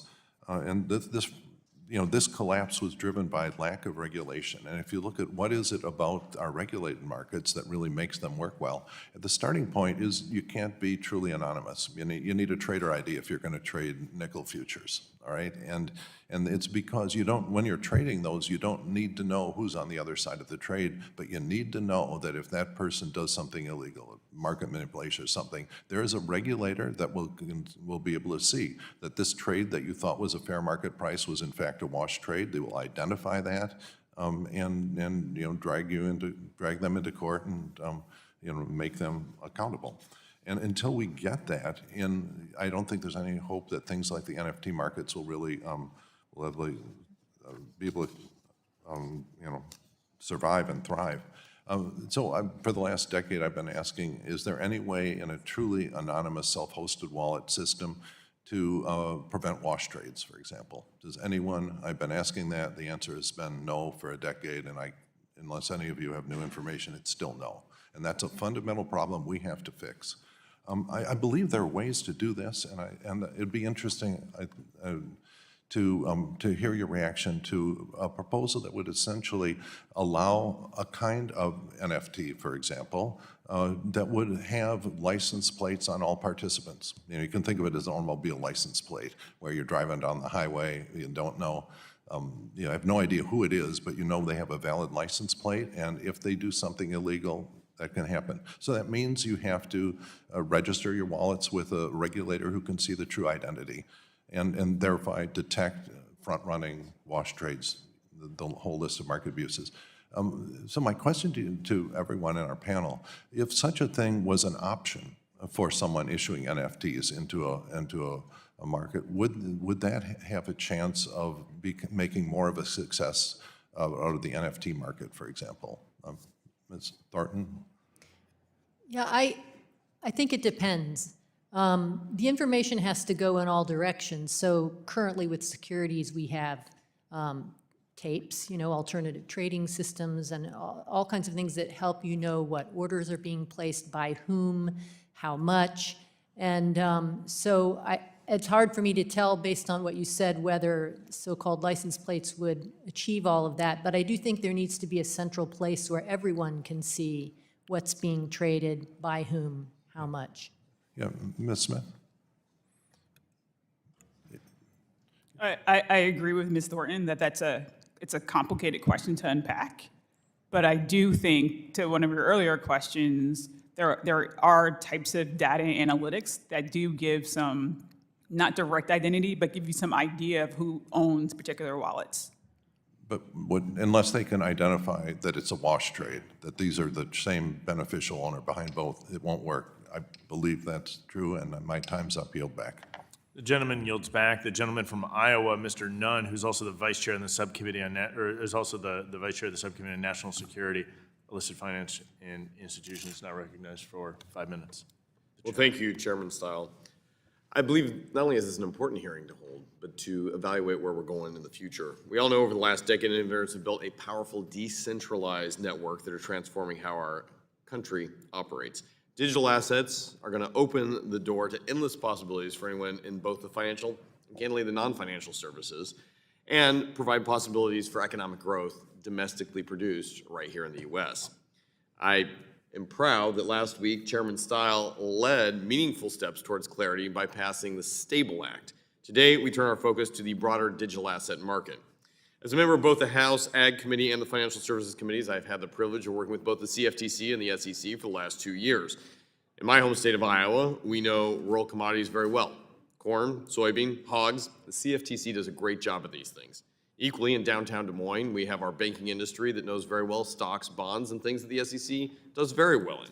Unfortunately, we've had an SEC chairman for the last 4 years that believes everything, maybe other than Bitcoin, should be traded like an SEC stock or commodity, or a stock, something that is a vast overreach of regulatory power by the SEC and actually stifles innovation. So last Congress, we passed a bill to provide a clear jurisdictional guidance for both the SEC and the CFTC. I'd like to begin today with you, Ms. Smith. Can you explain how the SEC's currently determines what qualifies as a security and some of the challenges to this approach, and how we could maybe clarify that through legislation starting with this committee? So today, since 2017, the SEC has been using the digital assets test as defined in Howey to define when a digital assets transaction is a securities transaction. That test from a 1946 case is a 3-part test. And one of the issues with using that test is that market participants have found it difficult to apply. In 2019, the SEC issued guidance providing some direction as to how to apply that test to digital asset transactions, but nonetheless, market participants have still found it challenging to apply. The second issue with using that test is that how we apply to primary market transactions, meaning a transaction between an issuer and an investor, does not apply to secondary market transactions between two different investors, and that is the bulk of the transactions that occur on crypto platforms today. Thank you, Ms. Smith. That's a good 101 on this. And what we saw last time using this Howey test is that good innovators in this space came to the SEC with their ideas, with their recommendations, and their SEC chairman went into good faith meetings and used that information to aggressively, I would say, go after innovators in this space. Mr. Seira, you were at one of these meetings. Could you talk to us about how your experience went trying to share information with the federal government? I'm sorry, but I'm not going to comment on any specific meetings or any advice that I gave to my clients. Would you say that the government was helpful to providing clarity to you, or did they use information that you may have provided to further make it difficult for you? So I'm not specifically clear about what meeting you're referring to. I can speak in general terms and say that it's been a frustrating experience for entrepreneurs that have tried in good faith to comply with the laws and have found that it's not really a viable option. Mr. Werrett, I'm going to turn to you then. When we talk about American innovation in this space, are we ceding this opportunity to other nations, other innovators offshore, because the federal government has made it difficult for those domestically to be competitive? Thank you for your question. Yeah, one of the big issues is without clarity, it's clear that a digital asset is not a security without something more, on the day that it's created. You can wrap it in a security, potentially. You can wrap it in promises that cause others to rely on those promises and expect profits based on the efforts of others. But absent that, it's not a security. Now, the issue is, it is, again, not a security at the outset, but innovators look to backstop their actions by, relying on Reg S, for example. And Reg S causes innovation to move offshore. It causes these tokens to be pushed offshore. That causes the protocols and the use of the protocols offshore. So innovation plus the use of this technology is all being pushed offshore, and that's one reason why of many. So, Ms. Smith, I want to use the last seconds here. The CFTC maybe has a different approach. You opened up with how we do it on the SEC side. How has the CFTC looked at approaching regulating commodities like Bitcoin or Ether? So the CFTC has jurisdiction over the futures and derivatives market. It does not have jurisdiction over the spot market. And so they don't have the ability today to make rules or regulations for that market. Thank you, Mr. Chair. We need to fix and close that gap. I yield the remainder of my time. The gentleman yields back. The gentleman from California, Mr. Liccardo, is recognized for 5 minutes. Thank you, Mr. Chair, and thanks to all the witnesses for helping to guide us and inform us. Mr. Seira, I appreciate the fundamental concern I think that all of the witnesses have shared, which is a need for regulatory clarity. And you point out in your written testimony, I think you've said something similar verbally, that current securities disclosure rules are really focusing on irrelevant information. And in your written testimony, you identify what you believe might be relevant as we think about crypto regulation, governance mechanisms, network design, tokenomics, which I can't say I fully understand, but I look forward to getting up to speed on, cybersecurity, network utility of assets. Is the CFTC equipped to regulate the disclosure of those features of a digital asset to ensure that those disclosures are full and fair and accurate? Thank you for your question. I think the core point that I'm trying to get across is the securities laws framework are designed under the premise that the value and existence of a security is dependent on an issuer. And in many contexts, for tokens that relate to decentralized networks where there's no issuer that's controlling the token, that premise is false and it's not surfacing the right information. I think we would have to update the disclosure regimes under either the SEC or the CFTC to be able to fully account for this, but the issuer-centric model has a wrong focus and the wrong approach to really get at what consumers of these digital assets need to be protected. And so regardless then, and I certainly understand and appreciate the point you're making, CFTC would need substantial, I mean, this is not the same as regulating pork bellies. Clearly, it would need perhaps more expertise, more staff, et cetera. Is that right? I think that's right. The CFTC has not historically regulated retail markets. It's been more of a regulator of sophisticated markets. But I think with the right funding and the right team, I don't see a reason why they wouldn't be able to do it.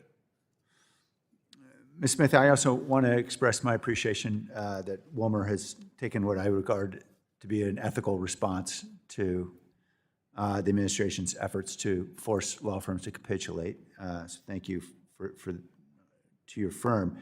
And I appreciate your call for regulatory clarity, and I would agree that we don't want regulation by litigation. We have seen, though, in just the last 24 hours, this was earlier suggested, an announcement from the Deputy Attorney General that the National Cryptocurrency Enforcement Team would be disbanded. We had earlier announcements from the Department of Justice that the Market Integrity Major Fraud Unit would no longer handle criminal cases involving crypto. Is it fair to say that there are significant criminal uses of cryptocurrency that we should be concerned about? I think that there may be criminal uses in crypto, but there's criminal uses in all types of financial markets. You say there may be. You don't believe that there are criminal uses today of cryptocurrency? There are some criminal uses, but my broader point is that they're not unique to crypto. Agreed, but there are certainly aspects of crypto, particularly with regard to anonymity, that may facilitate criminal activity more easily. Is that fair to say? I'm not sure if I would agree with that statement. For example, North Korean hackers using Tornado Cash, just to take one of many examples. The anonymity is, in fact, a tool that helps criminals. Is it not? It is a factor, but on the other hand, there's been instances where there's been hacks, and the hackers have been identified because of the blockchain transactions. And undoubtedly, if there are criminal uses, or perhaps fraudulent uses, which may cross over the line to criminal activity, a rug pull, pump and dump scheme that's clearly intended to defraud. Someone should investigate and prosecute those criminal cases, shouldn't they? Yes, those cases should be prosecuted. And SEC, CFTC, none of those agencies have criminal prosecutorial authority, do they? I don't believe so. And so it would have to fall on the DOJ, the Justice Department, would it not? Yes, or perhaps other regulators. Well, we need the Department of Justice to step up. All right, thank you. No further questions. Gentleman yields back. The gentleman from Montana, Mr. Downing, is recognized for 5 minutes. Thank you, Mr. Chairman, and thank you to the witnesses for being here. As a former Securities Commissioner for the state of Montana, Gary Gensler's name has come up a bunch in my life and issues. What I really saw is, in some instances, a lack of guidance and in some instances, just a hostility towards digital assets. And I just want to start out because there's been some comments about meme coins in this chamber, and I just want to point out that meme coins are a product of the Gensler SEC and its failure to provide the digital asset industry with clear guidelines around what makes a digital asset a security. I also want to point out that under former Chair Gensler, the SEC routinely asserted that everything other than Bitcoin is a security and issued enforcement actions against legitimate projects seeking to build or facilitate markets in digital ecosystems underpinned and maintained by digital assets. For some, creating digital assets with no stated value or profit potential was one available path to operate without the SEC breathing down their backs. And again about this guidance, Gary Gensler, had he worked with the industry and with Congress to put out guidance identifying the aspects of digital asset projects that would implicate the securities laws, there's a good chance we would not have seen such explosive growth of meme coins in relation to other projects with practical utility. So I just wanted to start with that, and I'm going to transition quickly before I get into questions on blockchain. Yeah, I'm really excited about the potential of blockchain. I think in terms of fraud elimination, proof of ownership. I mean, there's so many, the immutable nature, the distributed nature. I'm really excited about it. These benefits should not be limited just to tech hubs. So I'm going to start with Mr. Werrett. Can you explain what benefits blockchain technology can bring to rural areas? Thank you for your question. Yes. Blockchain technology allows users to custody their own funds and send payments to others without the use of intermediaries. Rural areas don't have the same access to banks. They don't have the same access to payment structures and systems. And so that is a significant benefit. Another benefit would be, for example, when in a past state that I lived in, most states keep their property records state by state, and oftentimes it's even in paper form. But having property titles kept on chain where they can be audited and tracked, and then also it would eliminate the need for title companies and structures that in a lot of rural areas they don't have access to. All right, thank you. Switching, Ms. Smith. Much of the debate on digital assets has been whether they should be classified as securities and what should be classified as commodities. And we've already talked a little bit about the Securities Act of 1933 and of the Howey test. And that supposedly provides a clear definition of an investment contract. Regulators have relied on this 1946 Supreme Court decision. So one thing I want to ask you is, how should Congress seek to address the differences between assets that are inherently securities and digital assets that are not inherently securities, but may be offered as part of a securities transaction? So the first part of providing clarity is just what you stated, that the issue of whether or not the underlying asset is a security itself or so pursuant to an investment contract has been something that has been misunderstood over the years. So that is a key question where clarity is needed. All right, thank you. So moving on, Mr. Seira, you know, the SEC under former Chairman Gensler pursued an aggressive enforcement and regulatory agenda that sought to extend the SEC's authority over the entirety of the digital asset ecosystem. So treating every digital asset as a security, regardless of its purpose, risk to the United States forfeiting its leadership in financial technology. I think about, you know, the United States being leaders here. So rather than ensuring the U.S. remains a hotbed for innovation, Gary Gensler seemed more focused on waging an ideological crusade against an industry he fundamentally distrusted. Can you think of a single action taken by the SEC under Gary Gensler that made the United States a more attractive place to innovate? I do agree with your premise that Chair Gensler focused on enforcement, and I think that had a effect to draw a lot of the activity outside of the United States. Right, thank you. I've run out of time. Mr. Chairman, I yield. The gentleman yields back. The gentleman from Illinois, Mr. Caston, is recognized for 5 minutes. Thank you, Mr. Chair. There's something very surreal about this hearing. We're sitting here in the wake of a massive collapse in global equities around the world, triggered by a really dumb decision from the White House. You've got Jamie Dimon saying today that we're approaching a recession, massive sell-off of treasuries. And the Financial Services Committee, the Committee of Jurisdiction, historians are going to look back and say, what did we do today?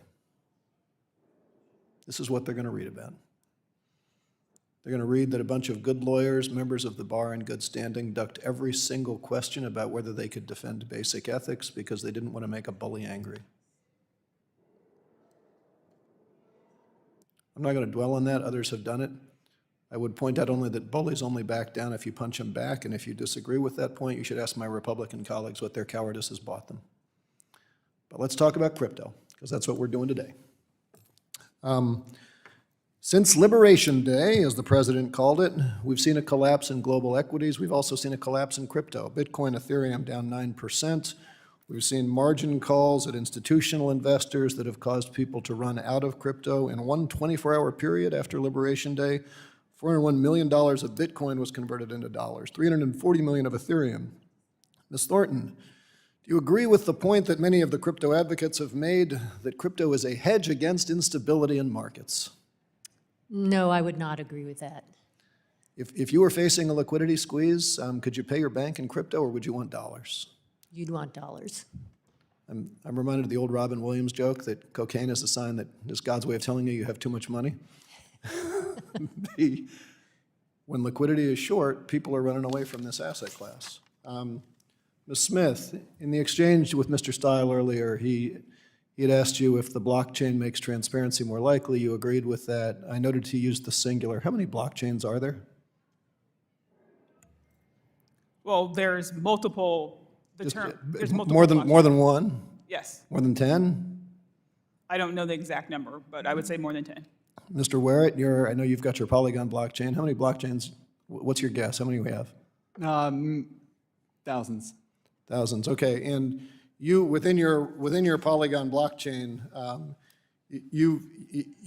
people can run from chain to chain. They can bounce on, you can buy Polygon, you can move it into some other chain, correct? Correct.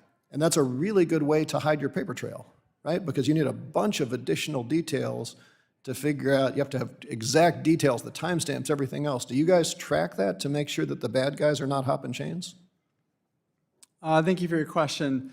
I'm just wondering yes or no right now. Do you track that to keep the bad guys from chain hopping to hide their trail? Yes. And do you shut things down when people do bad things?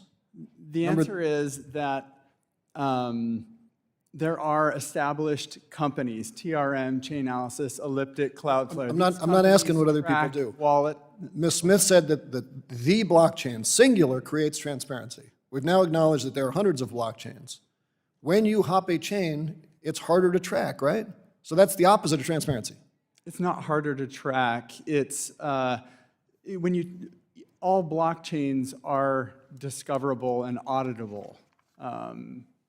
You're right that you can move from one blockchain to another blockchain. So would you support more rigor around making sure that we block people from moving? Because the North Koreans seem to really like chain hopping. When we see these hacks, the Bybit hacked, They said, what, 300 billion immediately disappeared because they were able to hop a chain and all of a sudden it was untraceable. We had chain analysis in here the other day. They couldn't do it. My understanding is that on all blockchains are auditable and blockchains are visible to the public. Look, there is this story. There's this massive ratio of theoretically legit cases, theoretically legit use cases for crypto, offset against the massive number of actual illegal activities. And every time we ask a question about why are they using these illegal activities, they say, well, the blockchain makes everything traceable. But it's anonymous. Well, yes, it also is anonymous. And we're defunding the damn police, as Mr. Liccardo ably pointed out. Ms. Thornton, if you were a bad actor, you were a child trafficker, a drug trafficker, a North Korean nuclear smuggler, are you happier or sadder since Donald Trump has taken office? I can just answer that I would be happy today seeing that crypto is being favored so much in the Trump administration. Thank you. I yield back. Gentleman yields back. The gentleman from Florida, Mr. Herodopoulos, is recognized for 5 minutes. Thank you, Mr. Chairman. I appreciate everyone being here today. I know these are interesting times, and your valuable expertise is very much appreciated as we get under the hood, especially as new members of the committee. This has been very helpful to understand different persons' perspectives and how we improve the marketplace so that people who choose to invest in crypto technology and currency, et cetera, have a better understanding of how we might create a regulatory structure that gives them peace of mind. And also, if you're a company, of course, knowing actually how you be regulated. Because as I've tried to keep up with the moving parts here, it's very frustrating to me. If I was thinking, I always try to think of if I was in your shoes or if I was in a company's shoes trying to get into this marketplace and do the right thing. The last 4 years has been a lot of confusion and frustration as they've attempted to work with the government to try to come up with a regulatory model, only to be hit by, let's just say, some unique reactions by the government, which cause even more chaos or at least confusion, and in some cases, charges or at least situations where they feel like the government wasn't there to assist, but just kind of playing a game with them. So with that in mind, I wanted to get into the disclosure regime at the SEC. And obviously, a disclosure regime is designed to protect consumers. The idea that if you're going to invest, you want to have the confidence that they have been vetted in such a way that they can go and make these decisions with confidence. And so let me start with Mr. Seira, if I could. Can you describe what the existing disclosure regime actually looks like currently at the SEC? Yes, and thank you for the question. The existing SEC disclosure regime is intended to ameliorate information asymmetries between the issuers of securities on the one hand and the investors on the other. Unless an offer or sale of securities qualifies for an exemption, every offer or sale needs to be registered. And this process entails an issuer filling out a form that, again, refers to very many other forms and calls for voluminous information that the SEC has to approve.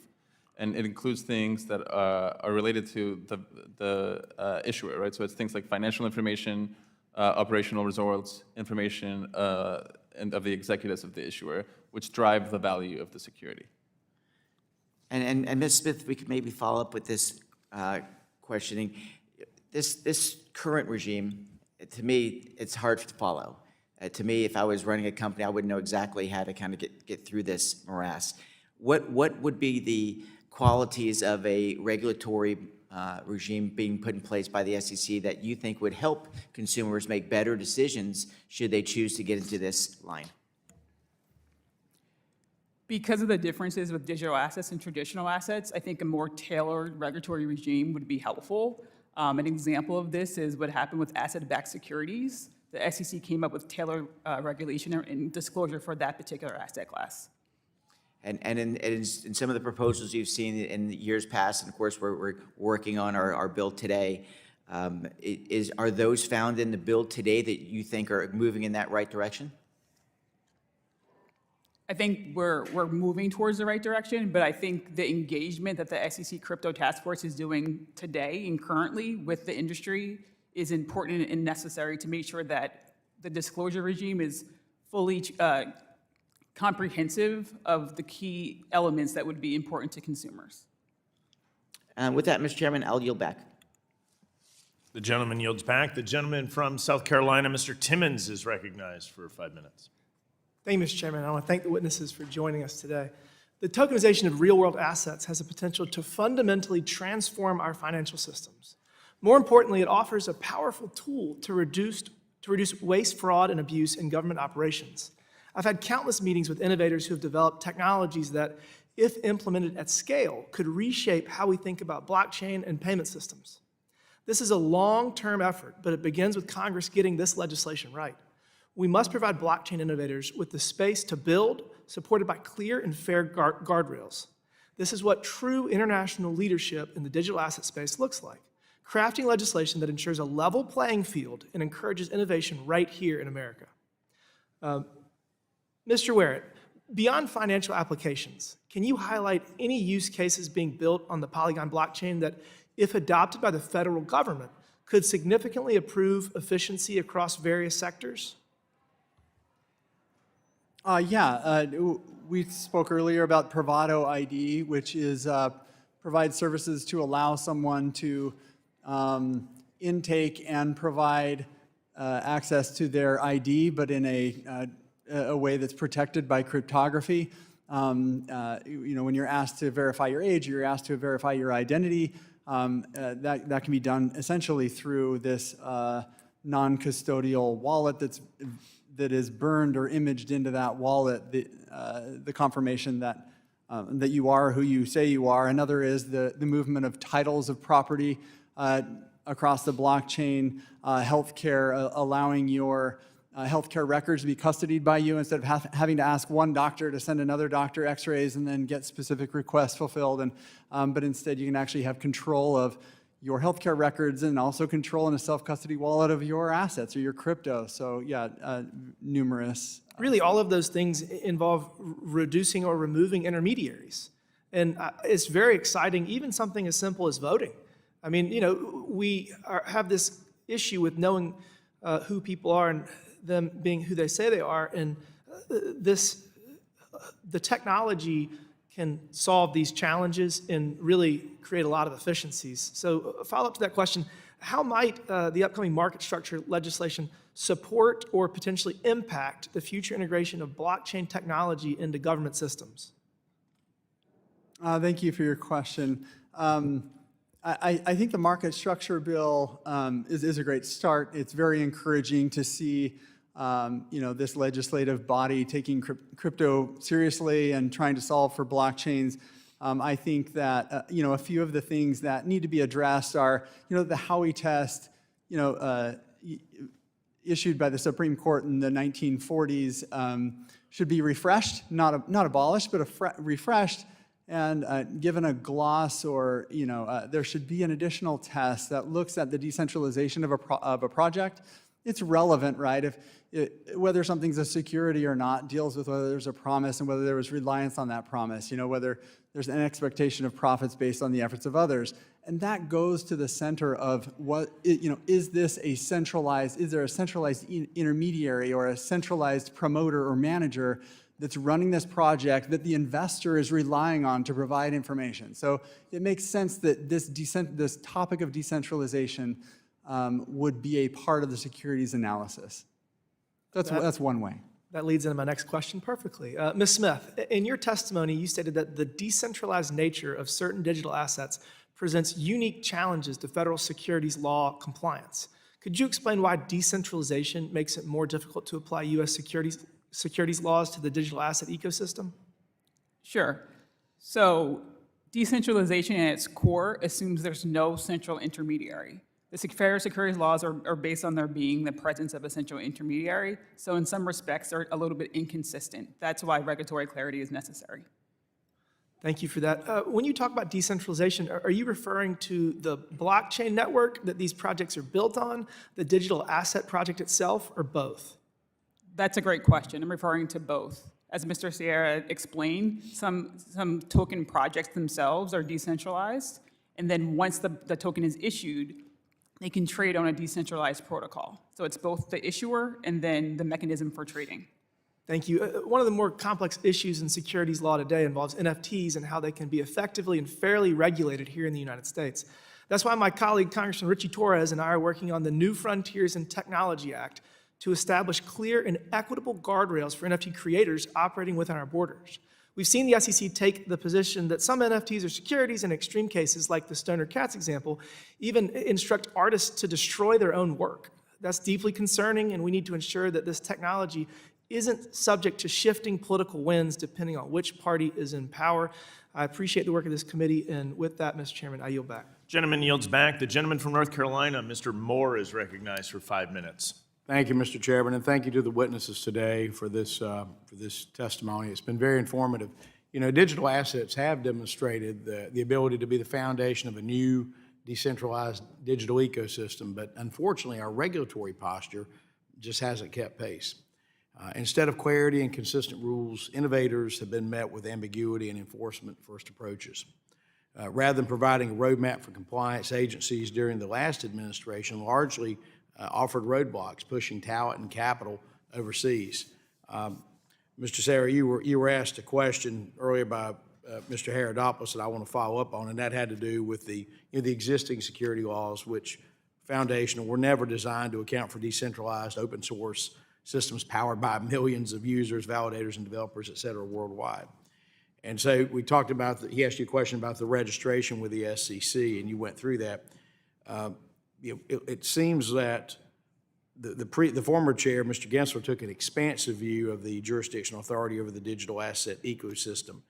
In terms of the registration, and I don't know that you got a chance to really delve into more of it, what suggestions would you have, if any, in terms of ways to improve that registration system?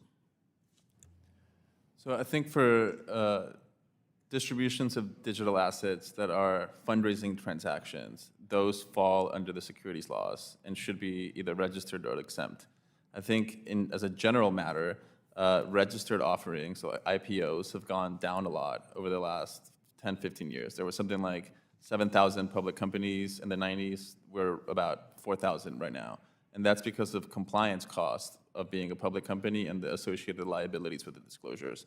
So I think making it easier for companies to go public and making the information that those companies are providing more useful to consumers and investors would be a great step forward. In terms of moving forward with that, would you feel comfortable at some point submitting like even a detailed roadmap? And I want to invite, frankly, the other witnesses as well to that same thing, a detailed plan that could be shared with the administration as they move forward, if this committee could also have. Yes, I would be happy to. Same with the other witnesses. Yes. Thanks. Happy to work with your staff. Yeah. Okay, great. This was referenced earlier where Mr. Gensler would come before the committee in prior years and assert that everything other than Bitcoin is a security and that projects simply needed to come in and register. I think, Mr. Seira, you referenced this. But Ms. Smith, I would say there, how's your response? Do you think it's really that simple, or would do you think these other projects are simply putting their heads in the sand to avoid regulation? I mean, what are your thoughts on that? I agree with Mr. Seira. It is difficult because of the differences between traditional assets and digital assets. That's why regulatory clarity is needed.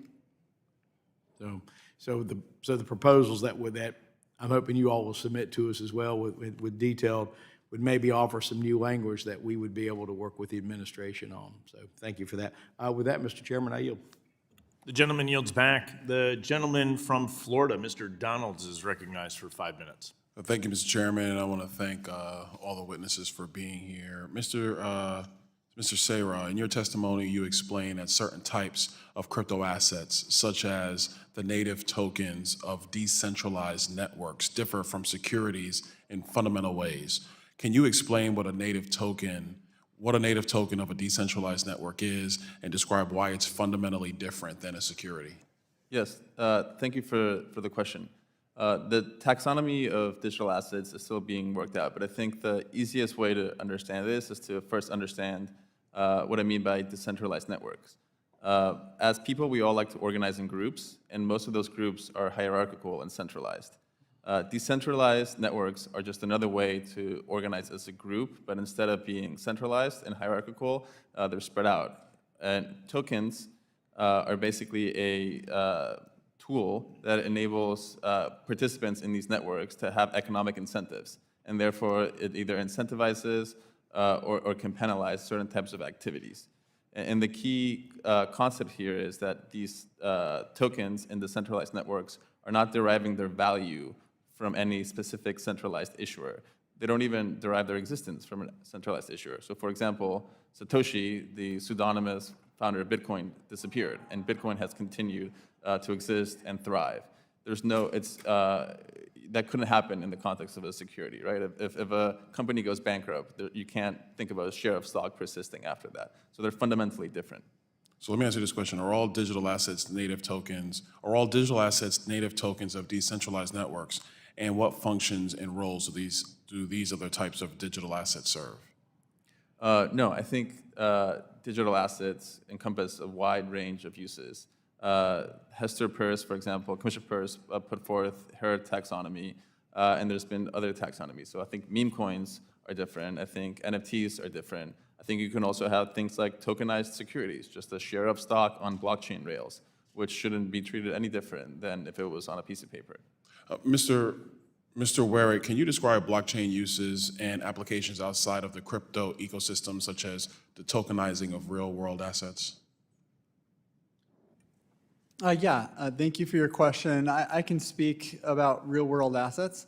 Was that your question? Yeah. Yeah, sure. So real-world assets are difficult to sometimes transfer or to lend against or to trade. And so the tokenization of real-world assets allows, for example, a piece of real estate can be fractionalized, let's say, into 10 different fractions, and then those 10 owners of that one piece of real estate then can have a reflection of that asset memorialized on the blockchain, and then that title can be transferred from owner to owner, or it can be lent from one owner to another. So that's one example of the tokenization of a real-world asset. I mean, to simplify it, I would say for people who watch this hearing, is it safe to say that tokenizing real-world assets is essentially a more efficient form of a limited partnership, where you might have a general partner, but then you have a suite of limited partners who have a piece of that investment? Is that fair? Yeah, that's exactly. That is another example of a way to tokenize, an investment in a fund. For example, your ownership in that fund could be reflected by a token on the blockchain, and then you could lend against it, or you could transfer it via the blockchain. Ms. Smith, how would the current accredited investor rule impede retail investing in tokenized securities? So I'm going to unpack the question a little bit. So retail investors are not accredited investors, so they can't participate in any offerings that are restricted or private placements. Separately, tokenized securities, that market is still developing. So if we're talking about tokenizing public shares, then presumably those would be available to retail investors. What if we were in a position to tokenize restricted offerings? If you tokenize restricted offerings, assuming that the token behaved like the actual underlying stock, it would be restricted to retail investors as well. What's the limiting principle would that create if you have a more efficient way to fund restricted offerings, but retail investors are limited because of the accredited investor rule? I mean, the restriction would be the accredited investor rule, right? So you would make the offering more efficient, but because the rule which goes to the offering, because it is a securities transaction, retail investors would still not be able to participate. All right. Chairman, I know I'm over time, and this is one of the reasons why I think the time has now since come to get rid of the accredited investor rule or make some modifications to expand the ability for investors at the retail level to be engaged in all forms of finance. With that, I yield back. Gentleman yields back. The gentleman from Nebraska, Mr. Flood, who's also the chair of the Subcommittee on Housing and Insurance, is recognized for 5 minutes. Thank you, Mr. Chairman. One of the reasons digital asset market structure legislation is so important is that it's not just important to digital assets, used for speculative purposes. There's a whole group of blockchain applications, many of which are not primarily for financial or capital raising uses. Under former SEC Chairman Gensler, the rigid interpretation of securities law with no allowance for reexamination or serious thought put into this technology, it was stifling creation and innovation with blockchain technology. Thankfully, with President Trump's victory, those days are over. We now have an administration that is going to work to regulate blockchain and digital assets, not seeking to destroy them. We also have a place to start with legislation for this Congress. Chairman McHenry and then Subcommittee Chairman Hill set a great foundation with Fit 21. Now we need to work with the new regulators and the new administration to put together legislation that can pass into law. Ms. Smith, in your testimony, you touched on some of the challenges applying traditional custody standards for securities to digital assets. Can you highlight ways in which traditional custody is at odds with digital assets and identify certain aspects of custody regulation that can and should apply to this space? Thank you for the question. So traditional custody rules are premised on there being a physical asset. There used to be physical stock certificates. That's no longer the case, but the rules were drafted when that was the case. And so there's some tension with native digital assets and physical assets, which don't exist for digital assets. With respect to the framework for custody, what is key to any framework is the separation between customer assets and proprietary assets. So customer assets should be segregated so that if the firm goes bankrupt, they can be easily identifiable and given back to the customers. Next, I'd like to highlight some of the non-financial uses for blockchain technology that are really exciting. Mr. Werrett, I recently read Chris Dixon's book, Read, Write, Own, with great interest last year. Can you describe what a potential Web 3.0 future would look like, particularly taking into account how it might affect social media and media more broadly? Thank you for your question. Yeah, so now in our current infrastructure with Web 2, the internet evolved essentially from, central companies providing information. Then it evolved to a state where, like YouTube and Wikipedia and different platforms, social media platforms gave folks the ability to contribute their own information. The problem is all of that information contributed in a decentralized way was funneled through centralized actors who then tapped into privacy and used, that information for their own gain. And also, this is similar to how banks use our money. Banks also, like central intermediaries, use our money to lend against or whatever. So anyway, so the nice thing about Web 3 is it unlocks that need for an intermediary. Folks can lend one person to the other through their non-custodial wallets that they have full control over. So you control and own your own assets. They're not held by an intermediary, just like on YouTube in Web 2, that's in Web 3. But in Web 2, your videos are held by YouTube. The blockchain allows you to host your own videos, host your own information, host your own, essentially everything on the blockchain, and the title to that property is held there and controlled by your wallet. And following up, this is more just help me understand, what are decentralized physical infrastructure networks and what role could they play in the future? So decentralized networks, for example, are, you think about the internet as a lot of different servers that are decentralized and they work together to, they're not owned by one company, but all of these different servers communicate with each other, computers communicate with each other, and that's how blockchains work and the various distributed validators. So a single blockchain can have hundreds of validators in it, and those validators work together in a decentralized way across the globe to validate transactions, and once they're kind of burned onto that blockchain, block by block, they build a ledger together in a unified way, though they are decentralized in their validating work. So that's a decentralized network. I have no more time left. I yield back. The gentleman yields back with no further members in the queue. I'd like to thank our witnesses for their testimony today. Without objection, all members will have 5 legislative days to submit additional written questions for the witnesses to the chair. The questions will be forwarded to the witnesses for their response. Witnesses will please respond no later than May 14. The hearing is adjourned.